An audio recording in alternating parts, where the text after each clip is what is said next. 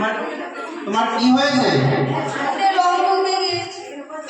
রং খেলছিলে তাই না? আপনি বসুন। যদি কারো চোখে রং ঢুকে যায়, রং খেলা আমাদের জীবনে প্রত্যেকের প্রয়োজন, তাই না?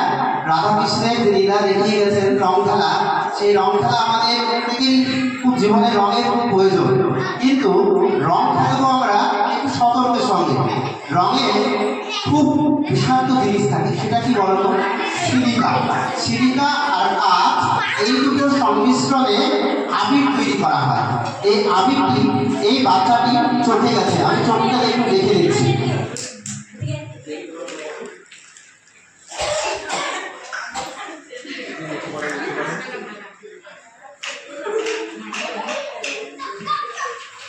চোখ বন্ধ করে থাকো। এই বাচ্চাটি চোখে আবিরের ধুলো এবং আবিরের যে গুঁড়ো সেটি গেছে। আবির চোখে যাওয়ার জন্য ওর চোখটা জ্বালা করছে এবং ওর চোখের যে কর্নিয়া রয়েছে, আমি ডাক্তারবাবু হিসাবে এইটুকু দেখে বুঝলাম যে ওর চোখে কর্নিয়াতে কেউ জোরে আঘাত করেছে আবির দিয়ে। এর জন্য ওর চোখটা লাল হয়ে গেছে এবং কর্নিয়াতে কিছুটা আবছা দেখছে।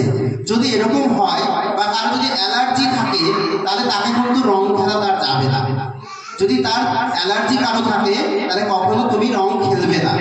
আর যদি রংও খেলো, তাহলে কিন্তু ছুঁড়ে কেউ মারবে না। আবিরকে কখনো গায়ে, হাত পায়ে, চোখে কখনোই মারবে না, ছুঁড়ে মারবে না। আস্তে দেবে, চোখ নাক বন্ধ করে থাকবে, মুখ বন্ধ করে থাকবে, তাকে আবির দেবে। বুঝতে পেরেছ? আর যখন যদি আবির কারো চোখে ভুল ভবিষ্যতেও চলে যায়, তাহলে তোমরা কি করবে? চোখ খুলে চোখে জলের ঝাপটা মারবে। কি বললাম? চোখে জলের ঝাপটা মারবে। কি জল? সাদা, যেটা তোমাদের খাও, যে জলটা তোমরা খাও, পরিষ্কার জল, সেই জল দিয়ে তোমরা চোখ খুলে চোখে জলের ঝাপটা মারবে। তাহলে অনেকটা রিলিফ পাবে। তারপরেও যদি না কমে, তাহলে কাছাকাছি কোনো ডাক্তারখানা বা হাসপাতালে নিয়ে যাবে।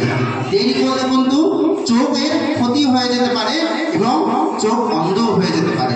তাহলে আমরা আবির খেলবো কিভাবে? খুব যত্ন সহকারে এবং সুস্থ স্বাভাবিকভাবে। কখনো